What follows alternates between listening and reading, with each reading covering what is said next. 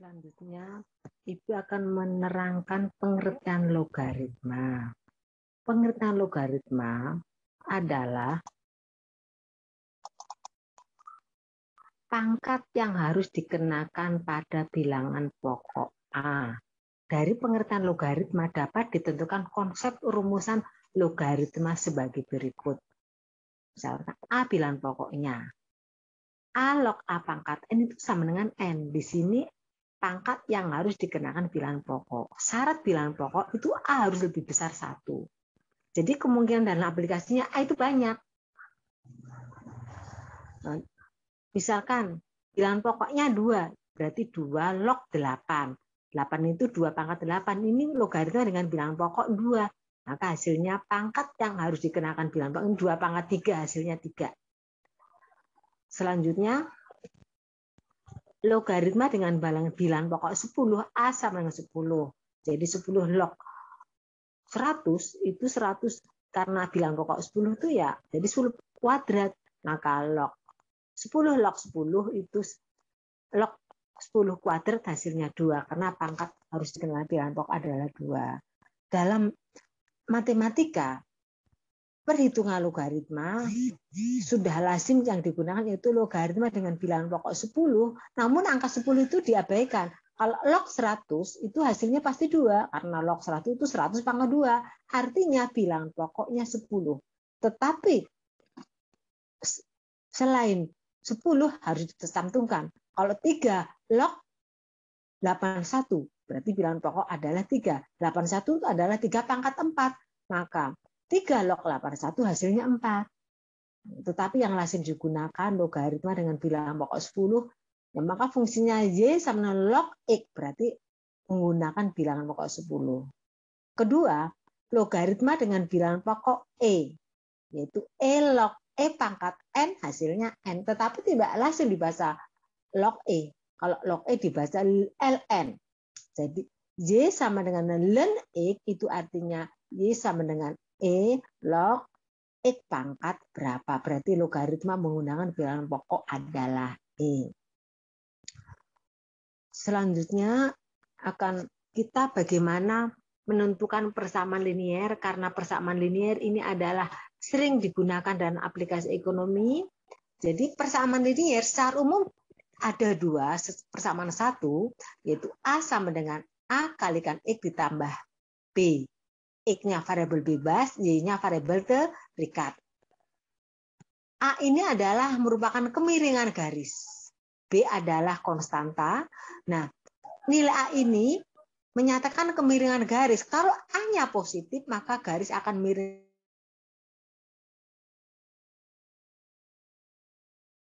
Itu titik potong garis dengan sumbu Y. Sedangkan variabel X-nya variabel bebas, Y-nya variabel terikat. Bentuk umum kedua ini hanya memudahkan dalam teknik memudahkan untuk menggambar grafik, terutama khususnya garis lurus, namanya bentuk standar dari garis. Karena asalnya bentuk umum adalah bentuk umum 1. Nah, bentuk umum 1 ini bisa dibawa ke dalam bentuk umum 2.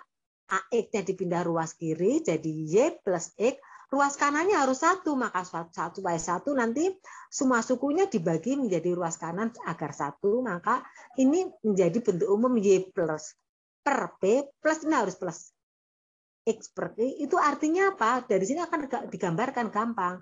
Nanti artinya, oh nanti garis memotong sumbu Y pada saat P dan memotong sumbu X pada saat Q, maka garisnya dapat digambarkan. Kemudian dari di mana A itu sendiri adalah kemiringan garis. Kemiringan garis itu rumusnya adalah delta Y dibagi delta X.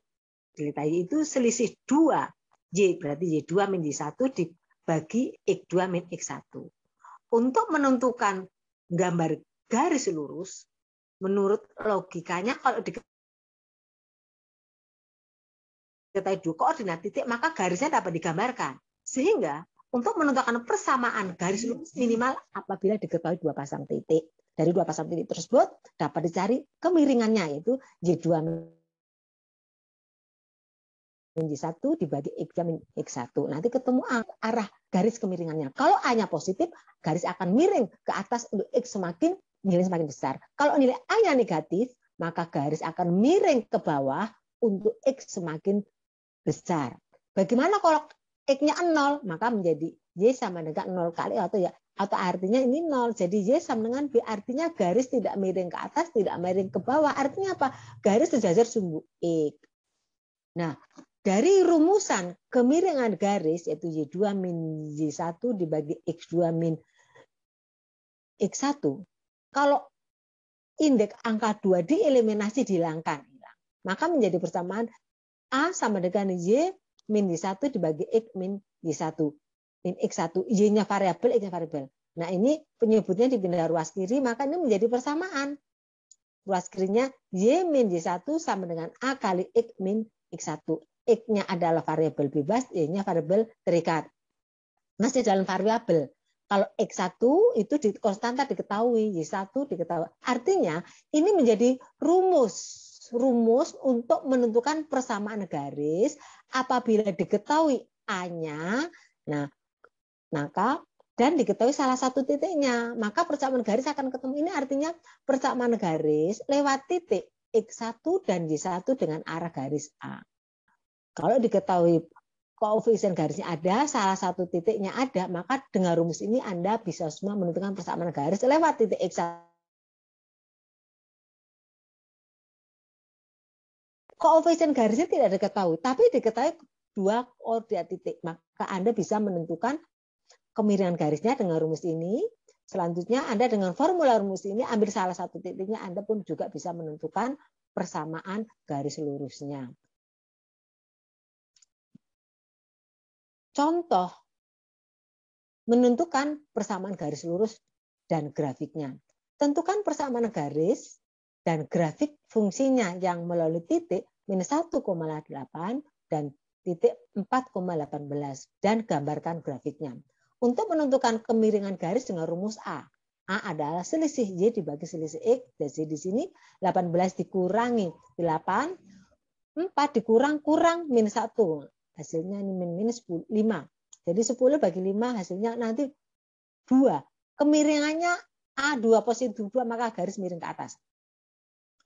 Maka pilih salah satu titik. Di sini titiknya saya ambil titik A minus 1,8. Dengan rumus ini, A-nya adalah 2, dan salah satu titik A, kita menentukan persamaan garisnya, yaitu Y-nya variabel, Y1-nya adalah Y1-nya adalah min 8, sama dengan 2, kurung buka, X, min X1-nya min 1. Kita hitung min kali min, jadi min 1, plus 1. Jadi dikalikan 2 jadi plus 2. Ini min 8 pindah arus kanan jadi plus 8. Maka persamaan garisnya 2X, Y sama dengan 2X plus 2 tambah 8, 10. Ini persamaan garisnya. Persamaan garisnya dibawa ke dalam bentuk umum. 2, jadi 2X pindah ruas kiri, Y min 2X sama dengan 10. Maka ruas kanannya harus 1 dibagi 10. Y per 10 dibagi, ini X dibagi 10, ini karena min 2 dibagi min 2. Nah, sama dengan 1. Ini artinya nanti grafiknya memotong sumbu Y pada 10, memotong sumbu X pada min 5, maka grafiknya bisa dibuat grafik, X-nya min 5, 10 garis. Ketemulah persamaan garisnya dan grafiknya.